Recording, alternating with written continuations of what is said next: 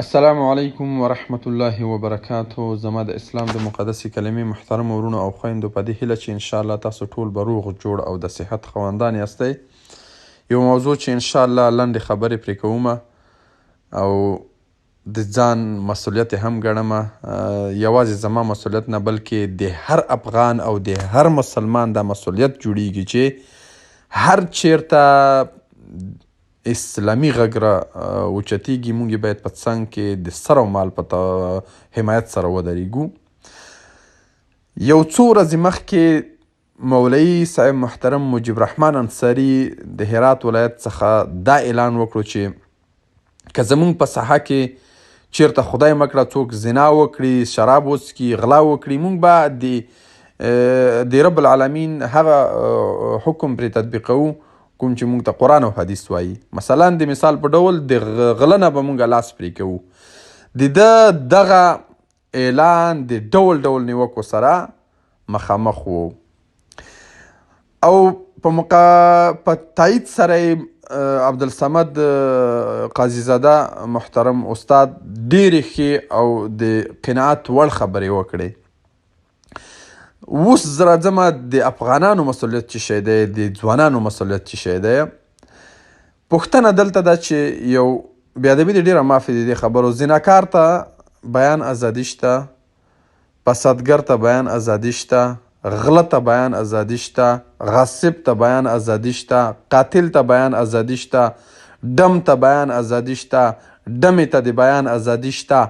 عالم سړي ته ولې د بیان ازادي نشته؟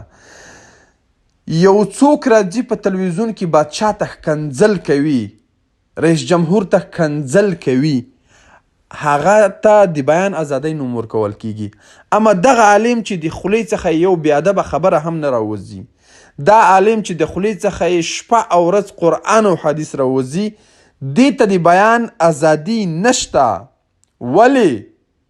آیا دا د بیان ازادي ده؟ نه، دا د بیان ازادي د هغه خلکو لپاره ده چې د هغوی خولې نه اسلامي لغات باید راونوځي.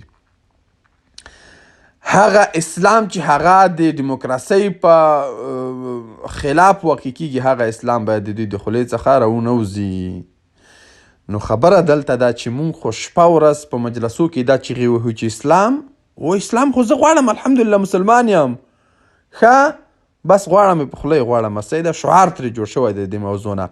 اما نن چې مونږ حق پرست علما لرو چې هغوی دا اعلان وکړي چې مونږ حقیقي اسلام غواړو، د الهي د حکم پلي کول غواړو، ولې افغانان تر شا نه ودرېږي، حمایت یې نه کوي؟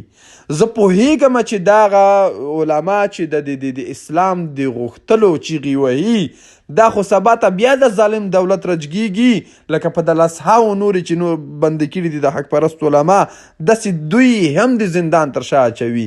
یوه غوښتنه کومه د افغانانو څخه، که هغه پښتون دی، که دری زبانه دی، که تاجک دی، که ازبک دی، که هزاره دی، چې ځان ته مسلمان وایي، که ځان د بدبختیو نه خلاصول غواړي، که ځان د فساد نه خلاصول غواړي، که ځان د ظلم نه خلاصول غواړي، که ځان د بېعزتۍ نه خلاصول غواړي، که دا غواړي چې نه یې ناموس ته څوک سپک وګوري او نه دی د چا ناموس ته سپک وګوري، نو را دې شي د دې علماو د په سر او مال سره ملاتړ وکړي، حمایت دې وکړي، او همدوی زموږ د سر سړي دي، همدوی د پیغمبر وارثین دي، همدوی دي چې زمونږ او ستاسو ژوند ته ښکلا، خوشبختي او آرامي د قرآن او د حدیث د رویه راوړي.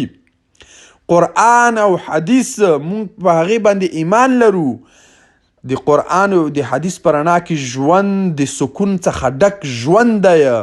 تر څو چې افغانستان ته د قرآن او د حدیث رڼا داخله نشي، په والله او بالله که په دیموکراسۍ په رڼا باندې په افغانستان کې سکون، آرامي، خوشبختي او سوکالي راولي، نو افغانانو ورونو راجګ شئ، د دې علماو تر څنګ ودرېږئ او د دې د ظالم حکومت د منګولو څخه یې خلاص کړئ. او لکه څنګه چې دا په 10,000 علما نور په زندانونو کې پراته دي، سبا ته به دوی هم د زندان تر شا لګلي وي. نو ښه به دا وي چې زمونږ او تاسو یې په سر او مال ملاتړ وکړو. هر ځوان که بل څه نشي کولی دغه خپل پیغام د اوسنۍ ټکنالوژۍ د رویه خپور کړي، خلکو ته د خپل پیغام ورسوي. مونږ بالکل حقیقي اسلام غواړو په افغانستان کې. الحمدلله مسلمانان یو. بیا ولې د مسلمانانو حمایت ونه کړو؟ ولې د یو اسلامي او حقیقي عالم حمایت ونه کړو؟ دی رښتینې د دین زمریان دي. افرین د دوی جرأت ته شه، افرین د دوی همت ته شه چې په داسې شرایطو کې دی رجګیږي او دا اعلان کوي چې مونږ اسلام غواړو او انشاءالله چې دا اسلام به یو ورځ په افغانستان کې پلی کیږي. او راځئ چې دا یو وخت چې نور ځان د ظلم او ستم څخه خلاص کړو او د علماو حمایت وکړو، ملاتړ یې وکړو او انشاءالله چې مونږ به رڼا ته ووځو او زموږ ژوند به د خوشبختۍ او د خوشحالۍ او د سکون څخه ډکیږي انشاءالله. او تاسو په خپل سر او مال د دې علماو حمایت اعلان کړئ. که چېرته ستاسو دغه ټکی رښتیا وي چې مونږ اسلام غواړو نو راځئ دغه د سر سړی مو پیدا شوی دی، چیغه درته وهي چې مونږ اسلام غواړو، د الهي د حکمونو پلي کول غواړو. نو تاسې ورسره دغه چیغه په درګه کړئ. السلام علیکم ورحمة